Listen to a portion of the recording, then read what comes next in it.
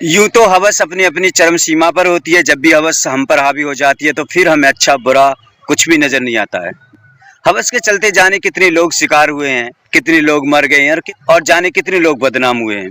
कितने लोगों का इसके चलते कैरियर खत्म हुआ है और कितने लोग इस दुनिया से विदा हो गए। लेकिन हवस है कि मिटने का नाम ही नहीं लेती है।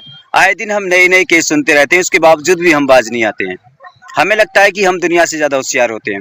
हम हवस मिटाएंगे और हमारा चलता रहेगा। कुआरे हैं तब भी हवस मिटाते हैं, शादी कर लेते हैं तब भी उसके बाद भी हम दूसरी जगह मुंह मारते हैं। और इस हवस के चलते हुए न जाने हम कितनी बार जलील भी होते हैं, फिर भी हमारा जमीर नहीं जागता, फिर भी हमें शर्म नहीं आती और हमें दूसरे लोगों के नीचे सोने में ज्यादा मजा आता है, क्योंकि हमें लगता है कि हमने दुनिया के सबसे अच्छे काम कर रहे हैं। दूसरे लोगों को अपने घर में बुलाकर अपनी इज्जत लुटाकर बहुत बढ़िया काम कर रहे हैं।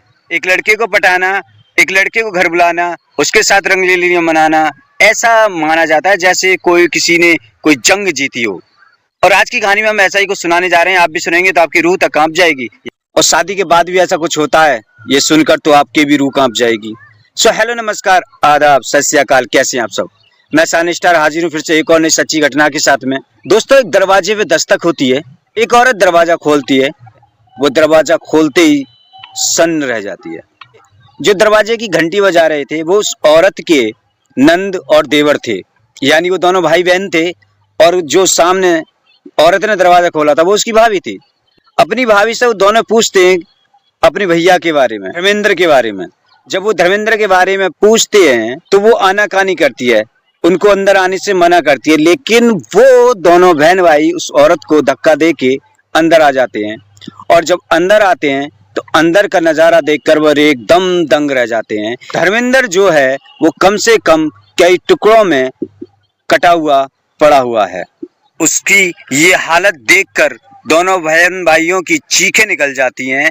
और जैसी वो एकदम चीखें मारकर दहाड़ मारती हैं तो आसपास के लोग भी इकट्ठा हो जाते हैं। और वो भी जब देखते हैं कि धर्मेंद्र कई टुकड़ों में कटा हुआ है तो वो भी हैरान रह जाते हैं और एकदम से पुलिस को इल्तला करते हैं।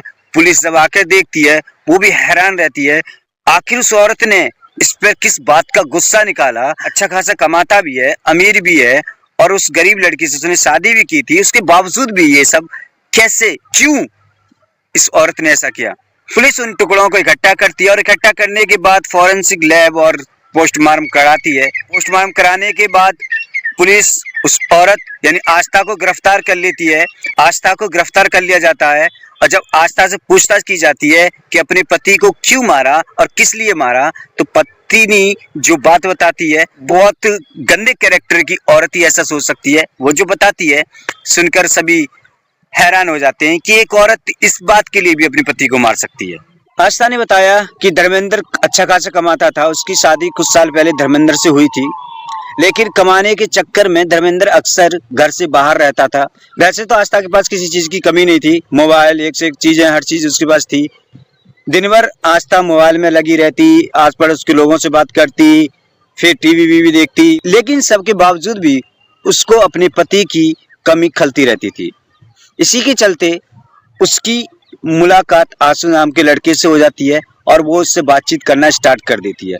उसके साथ फिर रात भर बातें होती हैं, फिर पूरे पूरे दिन बातें होने लगी और उसका जो खालीपना था, जो पति की कमी थी, वो आंसू पूरा करने लगा। आलम ये था, दिन रात वो आंसू के साथ फिर वो काम करने लगी जो वो पति के साथ करना चाहती थी, यानी अपने प्रेमी के घर पे बुलाती और उसके साथ रंगरेलियां मनाना स्टार्ट कर देती। एक रोज उसका पति धर्मेंद्र घर पे आया हुआ था तो कई रोज वो घर पे रुका। एक रोज फिर उसने कहा कि वो काम पर जा रहा है और रात के 12 बजे वो काम पे जाने के लिए निकल जाता है। जैसे ही वो घर से बाहर निकलता है, आस्था अपने प्रेमी आंसू को कॉल करके घर बुला लेती है और उसके साथ रंगरेलियां मनाने स्टार्ट कर देती है। दोनों बिस्तर गर्म कर रहे होते हैं, उसी वक्त अचानक से उसका पति धर्मेंद्र आ जाता है और उसके पास एक डुप्लीकेट चाबी होती है और उससे दरवाजा खोल लेता है। दरवाजा खोलने के बाद जैसे ही अंदर घुसता है और अंदर का जब नजारा देखता है तो उसकी आंखें फटी की फटी रह जाती हैं। वो देखता है कि उसकी पत्नी गैर मर्द के साथ रंगरेलियां मना रही है। इस बात पर वो बिगड़ता है और अपनी पत्नी पर टूट पड़ता है। आंसू मौके का फायदा उठाकर वहां से भाग जाता है। लेकिन ये बात उसकी पत्नी को बहुत ज्यादा बुरी लग जाती है और वो ये अपने पति को खत्म करने की सोचने लगती है। दूसरे दिन को वो बहुत सारी नींद की गोलियां पति के पेय पदार्थ में मिलाकर दे देती है, जिससे पति गहरी नींद में सो जाता है और उसके बाद पत्नी उसको उसका गला दबाकर उसकी हत्या कर देती है और उसको कई टुकड़ों में काट देती है। इत्तेफाक वो उसको ठिकाने लगाने की सोच ही रही थी कि इतने में उसके भाई बहन भी आ जाते हैं। तो दोस्तों ये वो कहानी थी जो एक हबशी औरत ने अपने पति को इसलिए मार दिया ताकि उसके पति ने उसे गलत काम करने के लिए टोका था, मारा था। इस कहानी के बारे में आप क्या कहना चाहेंगे, हमें कमेंट करके बताएं। अच्छी लगी हो तो लाइक कर दे, चैनल पर नहीं तो सब्सक्राइब जरूर कर लें।